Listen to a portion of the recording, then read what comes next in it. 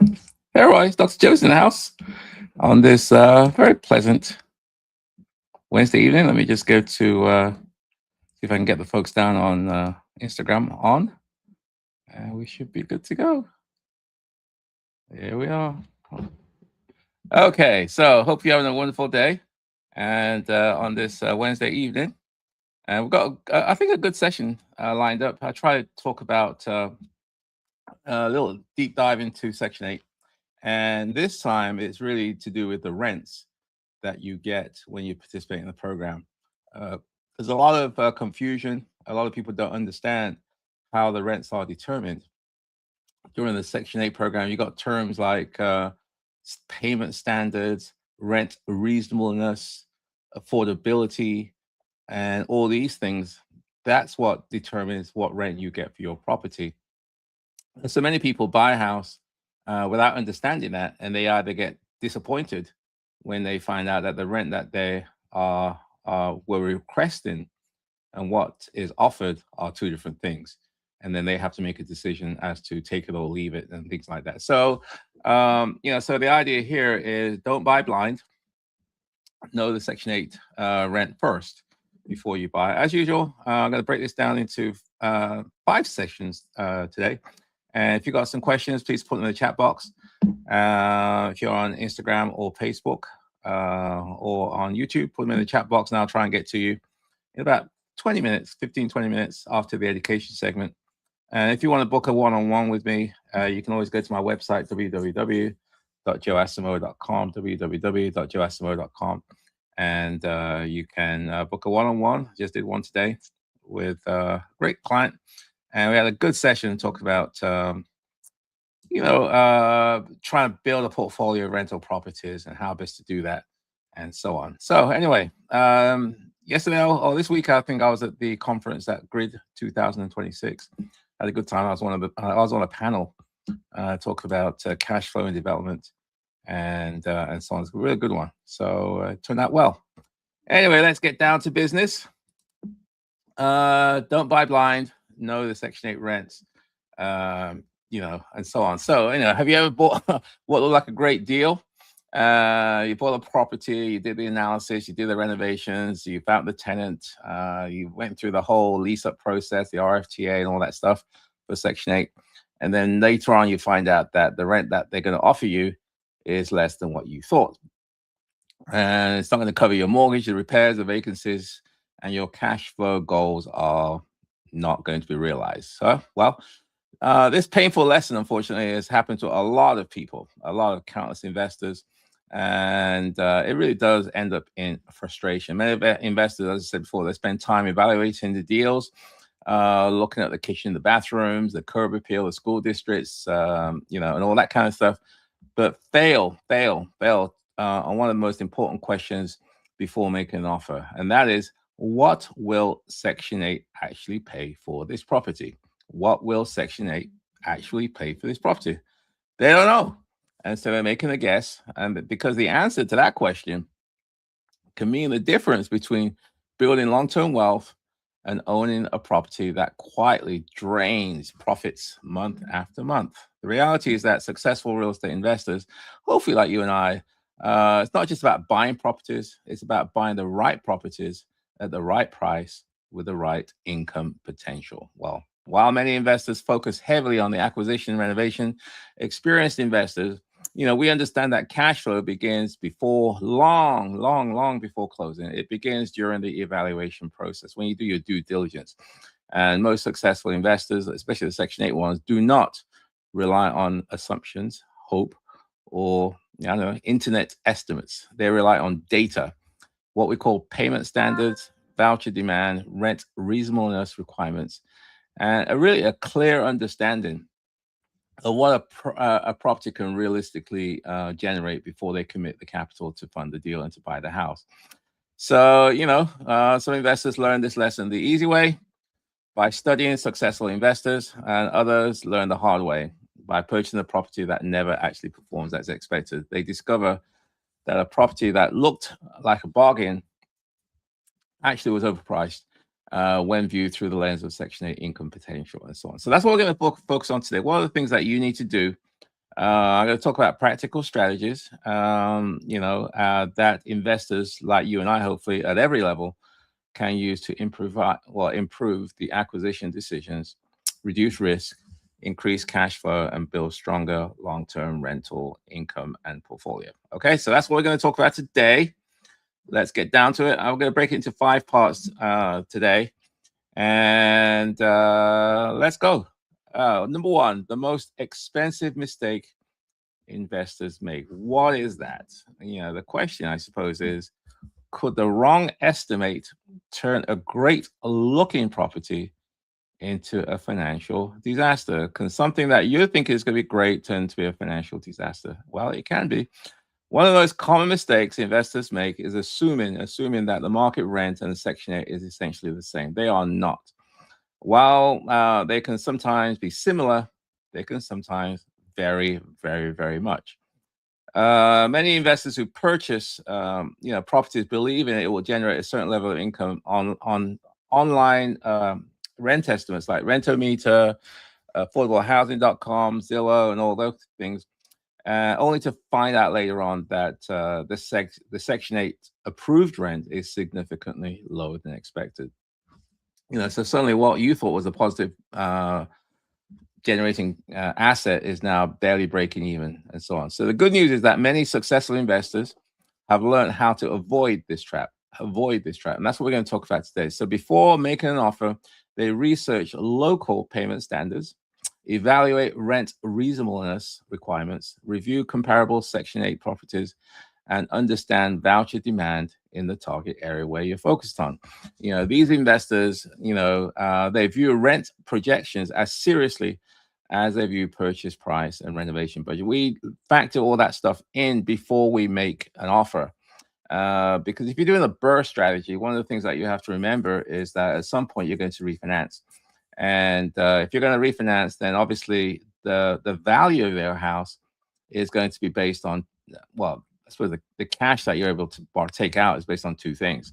It's based on the appraised value and also the rent that you're going to get from the property. So the more rent, depending on the type of loan, the more you can borrow, especially the DSCR type loans, debt service coverage ratio loans.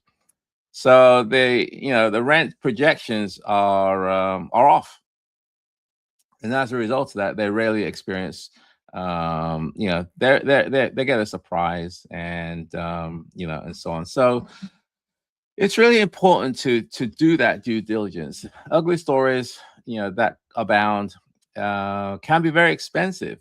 You're expecting, let's say, $3,500 or $4,000 on your rent, only to find out you're approved for, let's say, $2,800. That is a $700 a month hit.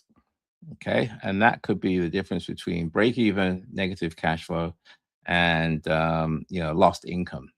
So in many cases, the investors, in those scenarios, their profit disappears completely. So we want to avoid that, and that's what we're going to talk about in the next session. So again, the thing here is that not knowing can be very, very expensive mistake. So let's get to number 2, and we're going to talk about the good, the bad, the ugly, as it pertains to getting good rents. So the question, I suppose, is what separates investors who consistently profit from those compared to those who constantly struggle? What is the difference between those who are successfully navigating this process for Section 8 rents versus those who are constantly struggling and they're disappointed, frustrated, and want to bail out?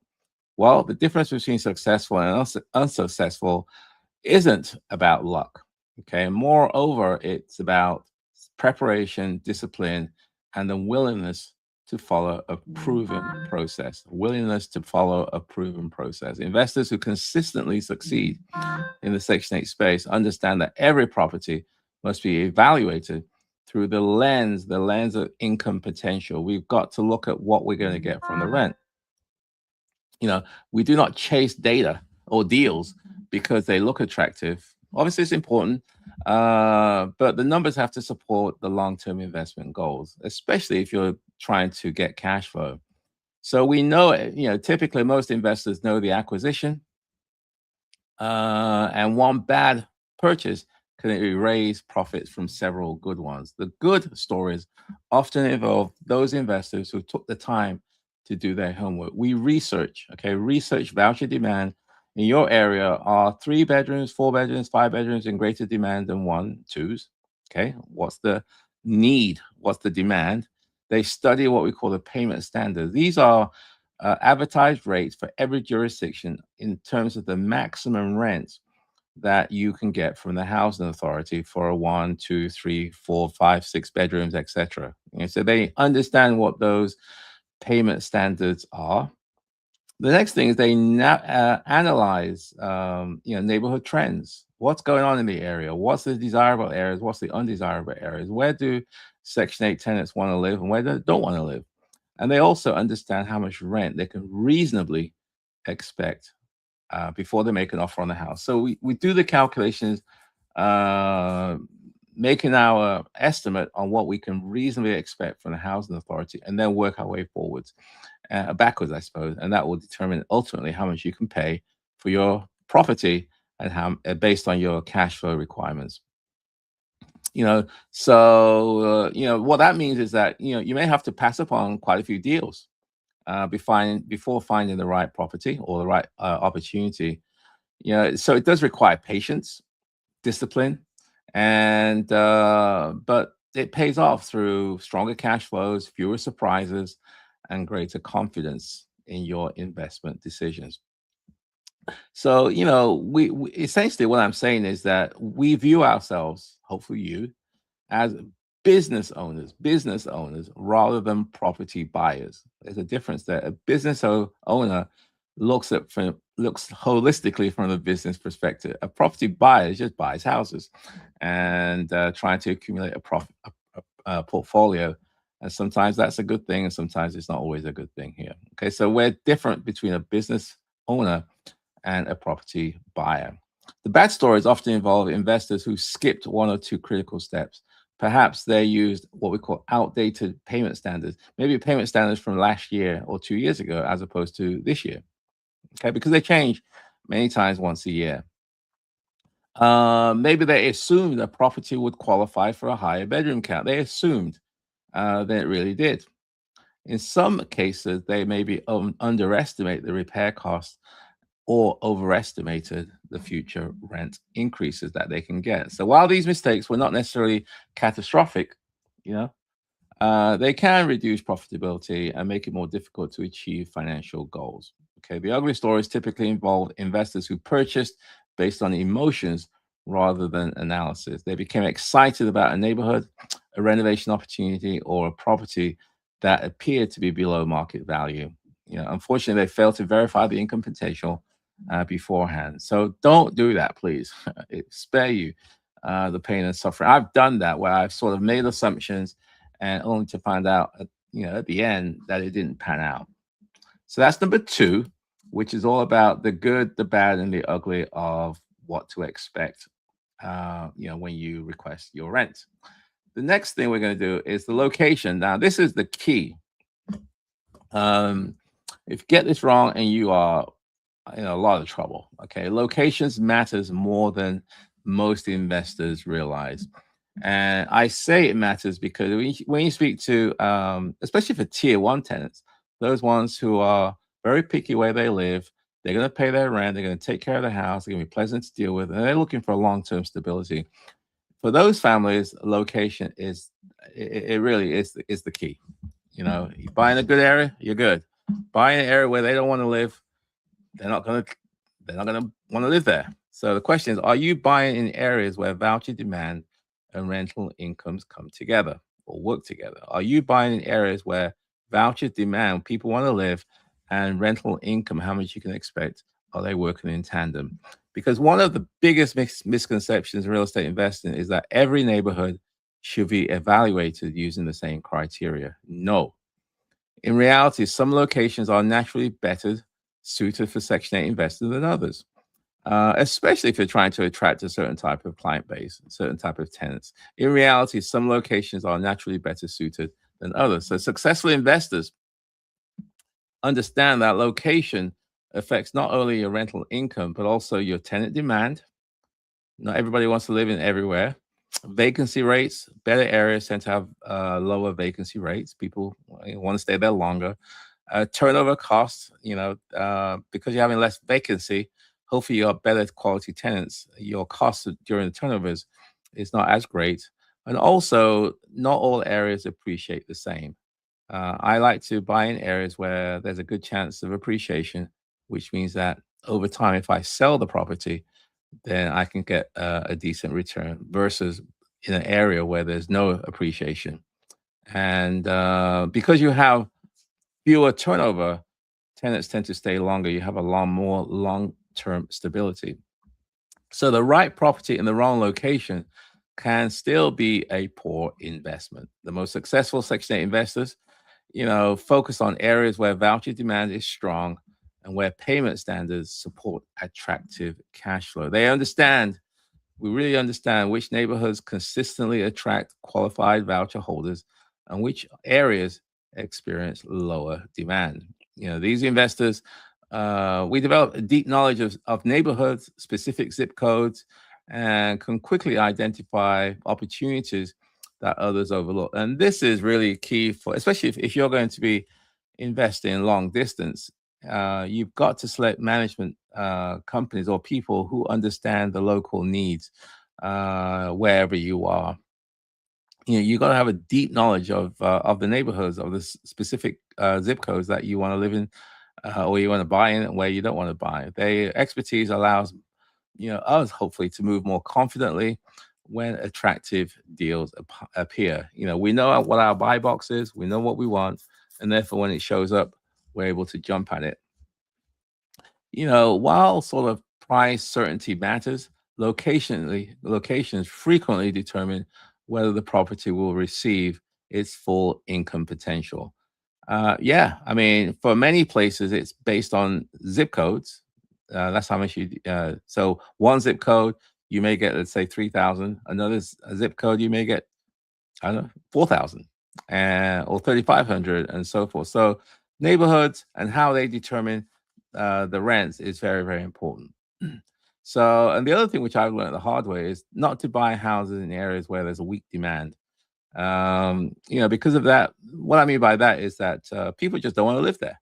The demand is low, and which means that the cost of vacancies is going to be higher, and therefore your cost of ownership is also going to be higher. The most painful mistakes occur when investors purchase properties in rare areas where they don't really fully understand. They may discover voucher holders prefer another area versus what you bought, and therefore you may get less rent than what you expected, and also your future appreciation takes a hit because they may not appreciate that much. So while these properties may still perform adequately, they often underperform compared to properties located in stronger rental markets. So be careful where you buy, in other words.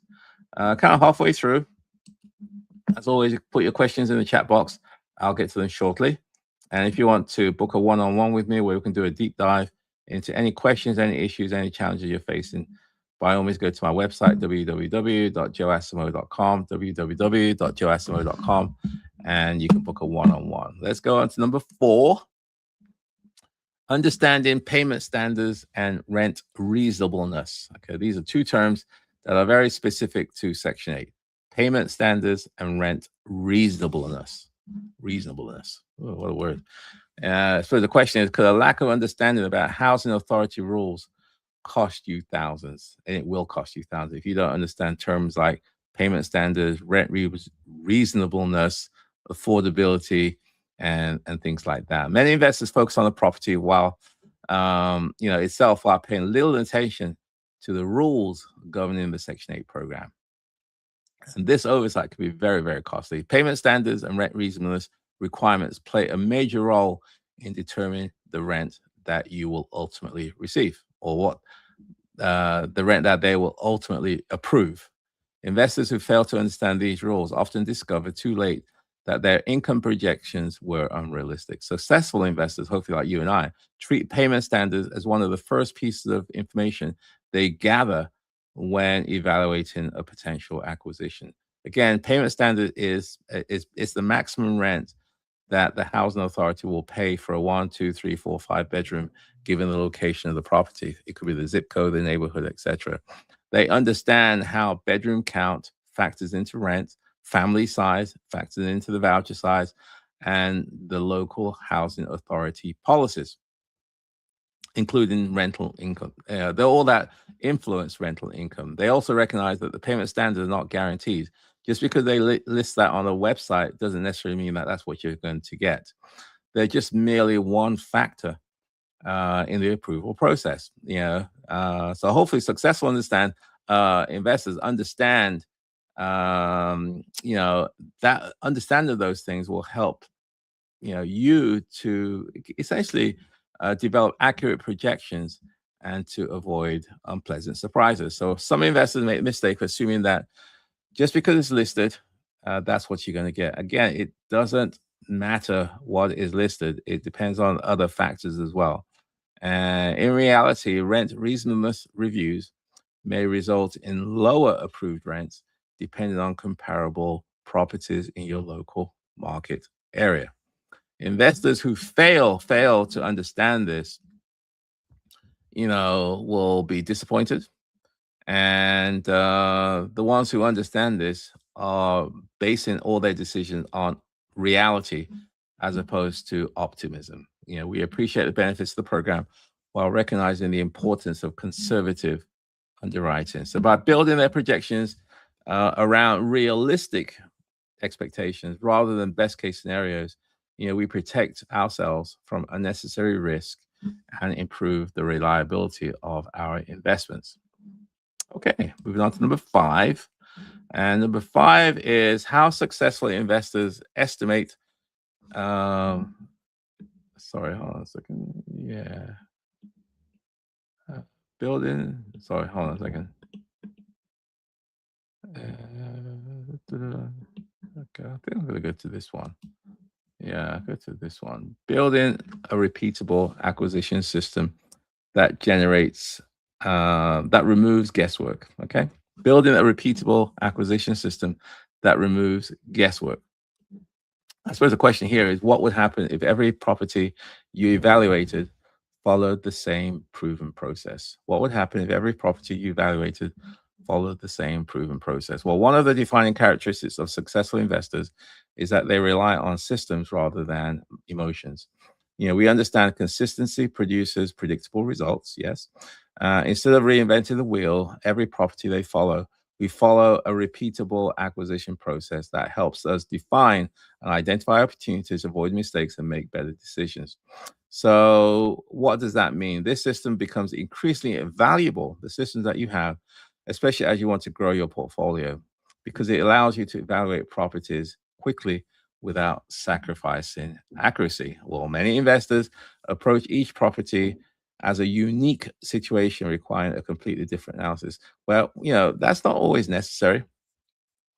Successful investors, we create systems for acquisition checklists, underwriting templates, rent verification procedures, and due diligence standards. These tools, not doing analysis based on a structured approach rather than sort of wishy-washy stuff, helps you maintain discipline even when you become excited over a potential deal. These systems protect you from emotional decision making and the bad outcomes that often occur when you don't establish a process. Okay, we analyze properties thoroughly. We don't rush into evaluation of one from the other. And, we proceed with caution. Okay. And the whole idea is to reduce risk and also increase portfolio performance. Successful investors, we really understand the consistency is one of the most valuable competitive advantages that we have. The ugly situations usually arises when investors become overconfident. You've done this before. You make assumptions. You kind of do short circuits or shortcuts for the analysis, which essentially will leave you open and exposed. So the best investors never outgrow their systems. We continue to follow proven systems, regardless of how much experience we have. I have a very, very structured way at how I find deals, how I analyze deals, how I raise the money, how we do the renovations, how we find tenants, how we screen tenants, how we manage tenants. It's all systemized, and therefore there's consistency across the process. So, in conclusion, so 7:27. Hey, in conclusion, I can wrap it up for today. The difference between a profitable investment and a disappointing one often comes down to a single question. Did you know the rent before you bought the property? Did you know the rent before you bought the property? Too many investors spend their time focused on purchase price, renovations, financing, and market trends while overlooking the most important driver of long term performance, and that is income. How much you're going to get. Without a clear understanding of what the property can realistically generate through the Section 8 program, even the most attractive property can become a financial burden. Throughout this live stream, what I try to do, we explain the lessons learned based on my experiences and also other investors who have succeeded or failed in the Section 8 space. The good stories consistently involve preparation, research, discipline, and decision making. Successful investors understand payment standards. We study the neighborhood. We look at demand, analyze comparable rentals, and we build systems that removed emotion from the acquisition process. These investors did not depend on luck. We depended on data. Okay, not luck, but data. And we also examined the bad and the ugly experiences that occurred when investors rely on assumptions rather than verified information. That's what we've done today. Many of these mistakes could have been avoided with better due diligence. Overestimating rent, misunderstanding the payment standards, selecting the wrong location, or failing to follow a consistent acquisition process can dramatically reduce profitability and increase risk. So the encouraging news is that these mistakes are preventable. Investors who learn from experience of others avoid repeating them. Okay, so that's what we want to do. We want to avoid the mistakes of others, and we want to learn the good ways, so that way we're consistently make good decisions. We know the rent before we buy, and the investors who master this skill position themselves to make smarter decisions, generate stronger cash flow, reduce risk, and build sustainable long-term wealth. Okay, my friends, that is it for the education part. As always, if you got some questions, please put them in the chat box, and I'll try to get to them shortly. If you want to shoot me an email, you can shoot me an email at joe@joeasamoah.com, joe@joeasamoah.com.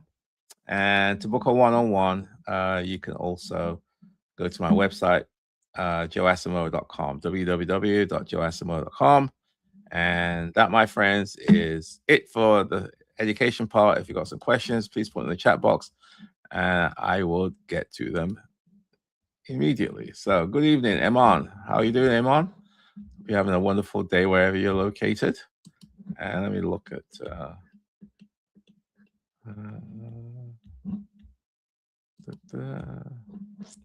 yeah, so today I was in fact yesterday. Let me just talk about that. We talked about there was a grid 2026 conference, and primarily it was based in Tyson's Corner, Virginia. It's Monday and Tuesday, and I was invited to be on a panel of cash flow and development. That's what we talked about, cash flow and development. So there's a couple of other experienced real estate investors on the panel with me, and we were talking about. I spoke about the Section 8 program and try to educate the audience on its benefits, how to navigate the process, what type of properties to buy, what kind of areas to avoid, how to manage tenant relationships. All those things we covered yesterday in quite some detail. It went very, very well. We took some videos, so hopefully for those folks on social media, I'll be posting some videos of the event shortly. And also have a free book, ebook, I suppose, or a guide. And you can get that at Section 8 Riches, section8riches.com, section8riches.com. So you can go down there. It's kind of overview, high level about Section 8 program, how it works, what's good, what's bad, the ugly, and how you can structure it in such a way it benefits you. Okay, my friends, I'm going to wrap it up in a second. And a good session today. So, okay, it's now 7:32. I'm going to wrap it up. So I will see you next weekend, or next Tuesday, I suppose, for another Wealth Wednesday. Have a good one. Take care. Bye for now.